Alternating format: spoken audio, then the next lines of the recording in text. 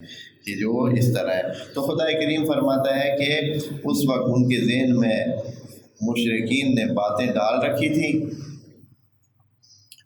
تو ان کے بارے میں خدا کریم وضاحت فرماتا ہے، انما حرما، یعنی ساری چیزیں جو زمین پر موجود ہیں ان میں سے حلال طیب جو آپ کو رزق دیے کھائیں پئیں، اگر اللہ نے حرام کی ہے تو وہ صرف یہ چیزیں ہیں، انما حرم علیکم المیتۃ۔ یہ دیکھیں، یہ آج کی سائنس میں آپ پتہ چلتا ہے کہ یہ جو چیزیں اللہ نے حرام کی ہیں یہ کیا چیزیں تھیں اور کس وجہ سے حرام کی ہیں۔ میتہ یعنی جو چیز خود سے مر جاتی ہے، جو چیز خود سے مر جاتی ہے ذبح کیے بغیر، مثال سے ٹھوکر لگتی ہے مر جاتی ہے، آپس میں لڑ جاتے ہیں حیوانات اور مر جاتی ہے، یا کوئی اور کسی وجہ سے ایک حیوان بیماری کی وجہ سے مر جاتا ہے، ذبح نہیں ہوتا ہے، میتہ ہو جاتا ہے، تو اس کو اللہ نے کہا ہے کہ منع ہے، نہ کھائیں۔ آج کی سائنس نے پتہ چلایا ہے کہ یہ جو مر جاتا ہے اور خون اس کے اندر رہ جاتا ہے اور وہ خون جو ہے اس کے تمام جسم میں پھیلا ہوا ہوتا ہے، تو وہ یقیناً بہت سارے بیماریاں اور جراثیم کا مرکز ہوتا ہے اور وہ انسان کو کیا نقصان پہنچا سکتا ہے۔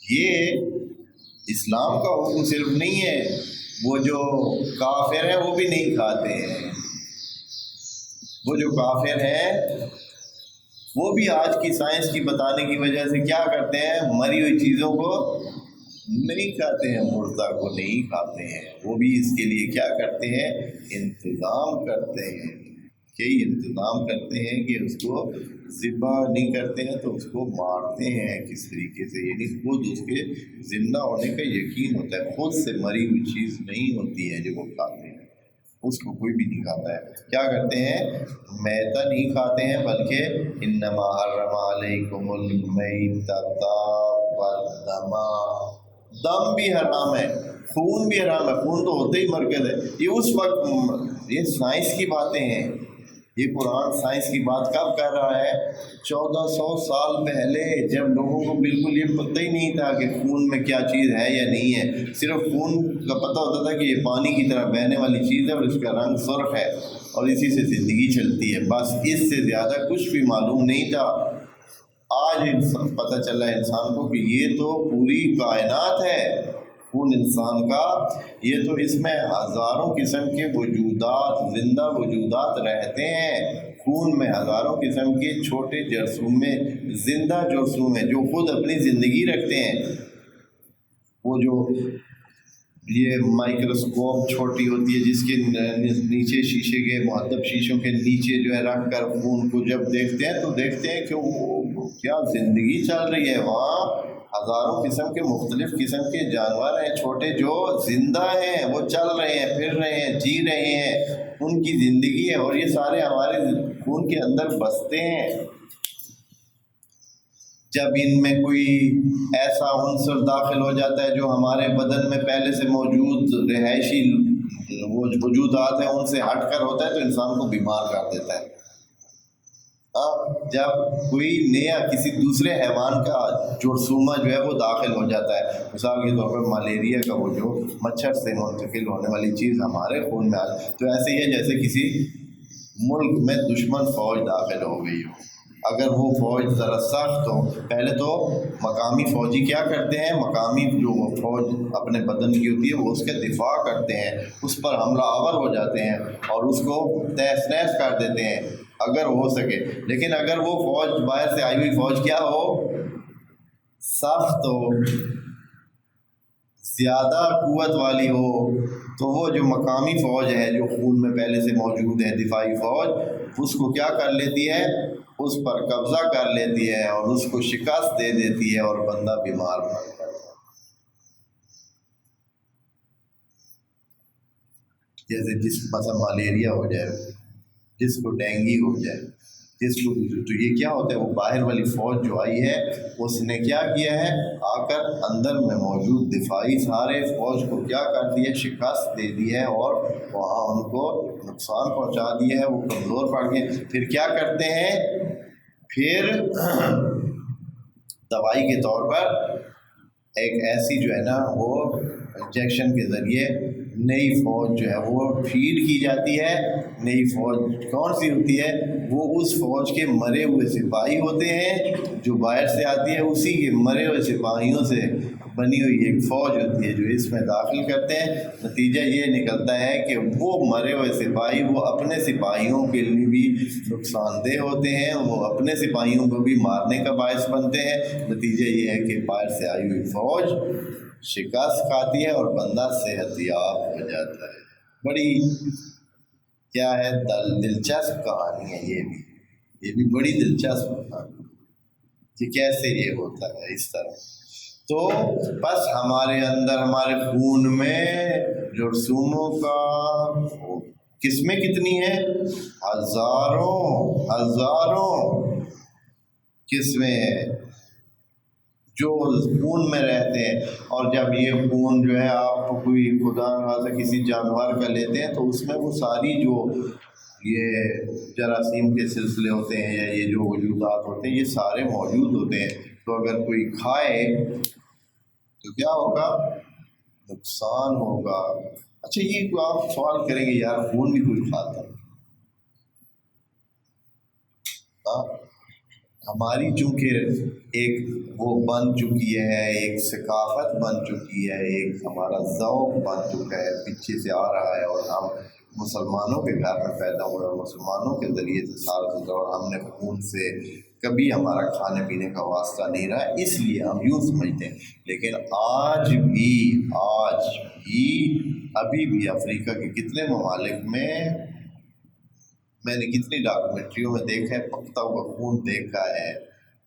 بڑے بڑے تسلوں میں خون کو پکا کے لوگ کیا کر رہے ہیں؟ کھا رہے ہیں. خون کو پکا کر کھاتے ہیں. جیسے دودھ کو پکا کر وہ ہم کھاتے ہیں، دودھ بھی تو پک اس کو گرم کرتے ہیں اور اس کو ایک خاص قسم کی گاڑھا پن دے کر اس کو استعمال کرتے ہیں. وہ بھی اسی طرح خون کو تھوڑا سا مزید گاڑھا کر کے اس کو پتہ نہیں کیا کیا سلسلے ڈال کے وہ کیا کرتے ہیں جی؟ استعمال کرتے ہیں. تو بس یہ قرآن کا یہ کہنا انما حرم علیکم المیتۃ، ایک تو مردار، یہ طیب نہیں ہے، یہ اللہ نے اس لیے ہے کہ یہ تو طیب چیز ہے ہی نہیں. مردار جو ہے چیز، جو مری ہوئی چیز ہے وہ طیب نہیں ہے. المیتۃ والدم ولحم الخنزیر، اور خنزیر کا گوشت. اب یہ بڑی حیران کن بات ہے کہ خنزیر کا گوشت بھی کیا ہے؟ وہ بھی حرام ہے، اللہ نے حرام کیا. اچھا یہ کیا ہے، اس میں کیا مسئلہ ہے؟ ابھی کچھ لوگ اسی زمین کے اوپر رہتے ہیں جو خنزیر کے گوشت کو کیا کرتے ہیں؟ کھاتے ہیں. خنزیر کا گوشت کھاتے ہیں. قرآن اس کو منع کر رہا ہے. تو اس کی کیا وجہ ہو سکتی ہے؟ اب مختلف قسم کی باتیں تو خیر یعنی مسلمان جو روایتی مسلمان مفسرین ہیں وہ اس چیز کے پیچھے پڑ گئے کہ حتماً اس میں بھی کیا ہے، کوئی بیماری ہے، اس میں بھی کوئی مرض ہوگی، اس میں بھی کوئی خرابی ہوگی کہ اللہ نے اس کو کیا کیا ہے؟ حرام قرار دے دیا ہے. لیکن دوستو زیادہ یہ وجہ نہیں ہوگی، اس لیے کہ ابھی بہت سارے لوگ دنیا میں خنزیر کا گوشت کھا رہے ہیں اور کیا ہیں؟ اچھے خاصے ہیں، بیمار بھی نہیں ہیں، ٹھیک ٹھاک ہیں، چل رہے ہیں، پھر رہے ہیں، کوئی ان کو مسئلہ ظاہراً نہیں ہے، خنزیر کا گوشت بھی کھاتے ہیں. تو پھر کیا وجہ ہو سکتی ہے دوستو اس کی وجہ یہ ہے، قرآن میں یہ بات بھی اشارہ کیا ہوا ہے کہ ایک زمانہ تھا بعض لوگوں کے نافرمانیوں کی وجہ سے، بے حد نافرمانیوں کی وجہ سے اللہ نے ان کو کیا کر دیا؟ کونوا قردۃ والخنازیر، خنازیر بنا دیا تھا. خنازیر بنا دیا تھا، یہ انسانوں کی تبدیل شدہ ایک شکل ہو سکتی ہے، اس لیے اللہ نے خنزیر کا گوشت حرام قرار دے دیا ہے۔ ساتھ ہی کیردہ بھی کہا ہے، یعنی کیردتاً، لیکن کیردہ کی بہت ساری اقسام ہیں، خنزیر کی ایک ہی قسم ہے۔ دوستو خنزیر تقریباً ایک جیسا ہی ہے، جیسے گائے ہے، پورے عالم میں گائے کتنی قسم کی ہیں دوستو، چاہے رنگ ان کے مختلف ہوں، لیکن ساری گائیں کیا ہیں؟ گائے ہیں پورے عالم میں، ہاں جی، بکریاں اسی طرح، لیکن یہ جو کیردہ ہیں یہ بہت مختلف ہے۔ تو ان میں سے کوئی ایک قسم جو ہے اللہ نے کیردتاً ایک خاص کوئی ایک قسم کیردہ کی بنائی تھی، اس لیے کیردہ کا نام نہیں لیا، اس لیے کہ کیردہ تو بہت سارے ہوتے ہیں، ان میں سے کسی ایک قسم کو ایسا چنا تھا یا بنایا تھا کہ جس کو ان کو کہا گیا تھا ان انسانوں کو کہ آپ جو ہے وہ نافرمان ہیں تو آپ کیردہ بن جائیں۔ لیکن الخنازیر ایک ہی چیز ہے، اس سے پہلے وہ موجود نہیں تھے، بس اللہ نے حکم دیا تو یہ بن گئے، اور کیردہ تو اس سے پہلے بھی آ رہے تھے، یعنی یہ جو کیردہ یعنی بندر تو پہلے سے ہی آ رہے تھے، اللہ نے کہا کہ آپ بھی بندروں کی ایک قسم بن جائے، لیکن جو خنازیر ہیں، خنزیر پہلے نہیں تھے، یہ اللہ نے بعض انسانوں کی نافرمانی کی وجہ سے ان کو بتا دیا۔